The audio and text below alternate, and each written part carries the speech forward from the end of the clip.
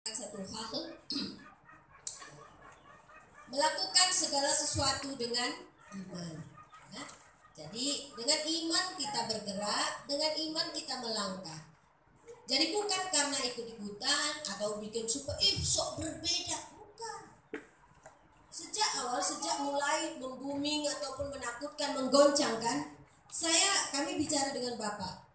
Mulai kita berpikir, bertindak terus dengan iman. Sehingga kalau dengan iman kita bisa siap kritikankah, konsekuensi dan sebagainya. Cuman kita harus juga dengan mengasihi Tuhan dengan segenap hati, segenap jiwa dan segenap akal kita. Maka saudara tadi kalaupun capek kali nyari sanitizer itu, saudara tangannya ada yang belum tadi dikasih? Sudah semua? Sudah semua? Sudah. Nah, karena sudah hilang di pasaran, capek nyarinya itu. Tapi kita harus melakukan bagian kita karena Tuhan bilang kasihlah Tuhan dengan segenap. Oh, aku mau ke gereja, Tuhan menjaga. Iya, Tuhan menjagai, tapi Tuhan bilang kasihlah Tuhan dengan segenap akal. Jadi apa yang bisa kita buat itu bagian kita, bukan bagian Tuhan. Bagian Tuhan menjagai, bagian kita melakukan ya segenap kita. Nah, seperti itu ya. Bapak ini ngelawak saya gitu. Katanya, "Mama, jangan diganggu saya mempersiapkan dia." Pasti Bapak senang beritanya apa? Ini temanku bilang ini apa katanya? Gak beritik Allah di bawah corona on. Apa sih Pak? Bapak gak iya. Apa ritik bukannya? Agak gila, setengah gila. Kenapa? Gila. Jadi karena lawak jadi saya begitu apa Pak? Katanya nggak mau dengar. Itulah katanya mikirin, jangan bersalaman. Kalau megang pintu, paling siku. Gak beritik kamu memikirkan. Jadi mau ke kamar mandi mau buka siku. Baru jangan pakai tangan, pakai kaki. Terakhir lupa pakai celana. Kalau sudah banyak.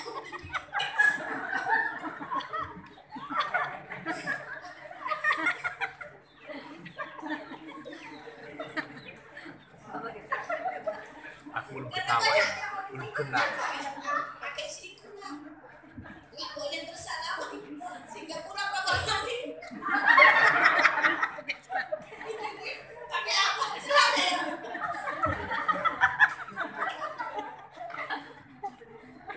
Sudah dulu dia mau makan, dong aja.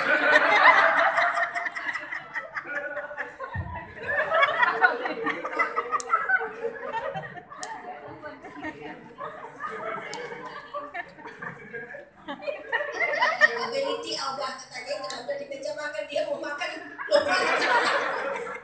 belum pakai celana ditinggal di kamar mandi. Pikiri pakai siku, pikir ini, pikir kaki, akhirnya celana ini yang dia lupa pakai. Itulah gak besi corona ini katanya. Alani corona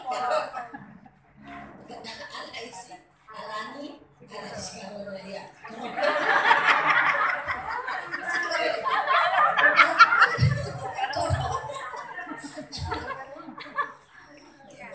Ya semua ya. Jadi bikin lawak-lawak, bikin apa semua gitu masalah.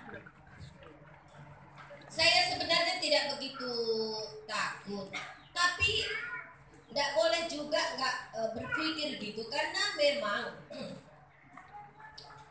tidak bisa tidak. Pertama sekali sekolah kita diliburkan.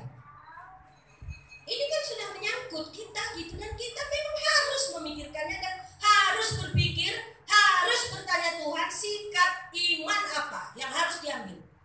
Nah ini dia. Kemudian saya mau beli gula, habis gula. Semua lain hampir kehabisan gula. Mau beli tisu aja susah kalau yang ada antiseptiknya. Nah, orang pada menimbun barang-barang sembako. Ini kan membuat kacau ini. Nah, kan perlu iman. apakah kita ikut menimbun atau tidak? Jadi kalau nggak dengan iman, nanti orang menimbun, kita ini taruh nggak mikir nih ya, cocok aja lah. Nggak bisa gitu, harus dengan iman. Misalnya, kalau kita nggak dengan iman, nggak usah nimbun-nimbun lah. Tapi bukan dengan iman. Besok nggak ada gula, besok nggak ada beras, saudara apa? Marah-marah karena nggak dengan iman. Tapi kalau dengan nggak iman, kalau dengan iman kita sudah pegang konsekuensi, risikonya. Atau ikut nimbun, wah ini benar atau enggak? Oh, enggak paham. Nah itu maksud saya, itu sebabnya maka kita masa-masa sulit, langkah yang tepat yang harus kita ambil adalah bertekuk lutut memohon bimbingan Tuhan, memohon suara Tuhan. Di masa-masa sulit Itu langkah yang paling seharusnya diambil. Makin banyak berdoa, bertanya kepada Tuhan, Tuhan kau sedang kerja apa ini? Kasih tahu sama aku, supaya aku tahu apa langkah yang harus kubuat. Bukankah Tuhan bekerja di sepanjang zaman pernah begitu? Tapi bukan memberitahu isi hatimu kepada hamba-hambamu. Sekarang kasih tahu kepada kami Tuhan. Semua orang geger itu gara-gara Raja Nebukadnezar mimpi. Dan dia mau membunuh semua orang ilmuwan. Karena dia ngerinya mimpinya itu sampai 3 kali. Bunuh semua kalau nggak pandai nafsirkan. Apa mimpinya? Nggak mau aku ngasih tahu mimpiku. Kamu harus memberitahu mimpinya, harus memberitahu artinya. Wah. Tapi kalau nggak bisa, bunuh dia. Semua itu alih-alih kita. Wah. Daniel dan teman-teman yang nggak tahu apa-apa pun ikut kena ancam kebunuh. Tapi apa sikap Daniel dan teman-teman pada waktu itu? Boleh enggak Pak? Jangan sekarang kami dibunuhkan, besok. Loh, satu hari biar kami berdoa dulu kepada Allah kami itu. Apa yang sedang mau dikerjakannya ini? Baiklah, satu malam it's okay. Karena dunia tak ada jalan keluar. Apalah salahnya menunggu satu malam. Tapi Tuhan memberitahu. Waktu Tuhan mau menghancurkan Sodom dan Gomora, dia diskusi kok, memberitahu kepada sahabatnya. Di situ disebut sahabat adalah Abraham. Aku ingin merencanakan inilah Abraham. Gimana menurutmu? Kan mungkin gitulah. Kalaupun nggak bicara menurutmu bukan pendapatnya. Oh gitu ya Tuhan. Supaya juga Abraham bisa tahu. Dan di akhirnya memang bersikup. Teringatlah dia ada di situ. Sanaknya yaitu si Lot. Aduh Tuhan, kalau kira-kira Tuhan musnahkan kota itu kalau ada 50 orang percaya? Oh, enggak lah. 50 orang itu kan berarti bagi saya. Kalau 40 enggak. Hitung-hitung dia kurasa. Loh, anak ini, istrinya, ini. Oke, tapi bisa saja ya. Pegawai-pegawainya nanti mereka. Oke, kalau 30 Tuhan? 30 enggak lah. Tapi mana tahu udah enggak di depan mata aku. Tahu enggak semua pula lagi yang sungguh-sungguh. Kalau 10 Tuhan? Maaf kalian terlalu berani saya Tuhan gitu menanya itu.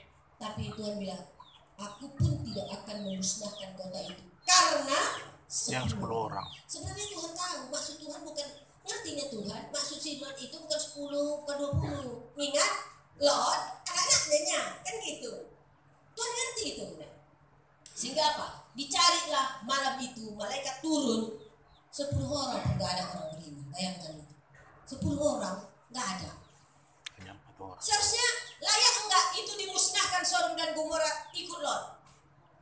Layak, karena Tuhan janjinya pun antara mereka berdua 10-nya, gak ada 10. Tapi karena Tuhan kita bukan Tuhan detail tapi ngerti sebenarnya apa yang dimaksudkan, datang juga malaikat tadi. Lot, keluarlah kau dari sini. Dikeluarkan juga lah mereka 4 orang. Nah, sebenarnya doa detail memang bagus, tapi jauh di dalamnya Tuhan jauh mengerti apa yang sebenarnya yang ditakutkan, yang diperlukan oleh Abraham itu. Nah, kita bersyukur ya. Ini Alkitab ini membimbing kita dalam segala perkembangan zaman. Nah, jadi masalah seperti ini, masalah mengglobal yang menakutkan, pernahnya terjadi di tengah-tengah sejarah dunia ini di dalam Alkitab tercatat. Bukan enggak pernah. Bahkan kalau kita melihat beberapa kali terjadi di dalam Alkitab membuat semua orang takut karena semua mati. Sekarang kan semua orang takut ini ya. Pada semua takut mati. Saya membayangkan karena dengan ketakutan seluruh dunia ini, oh ginilah dulu rupanya kuasa ya. Waktu dalam sejarah kerajaan Media dan Persia, Babel yang menguasai pernah seluruh dunia. Waktu semuanya melihat perbuatan Tuhan itu, maka semua mereka harus hormat dan takut kepada Allahnya Daniel karena melihat hebatnya. Jadi sebenarnya agak mudahnya bagi Tuhan untuk menggoncang dunia ini untuk takut kepada Tuhan.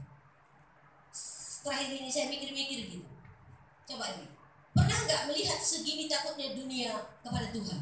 Orang seperti takutnya kepada virus ini.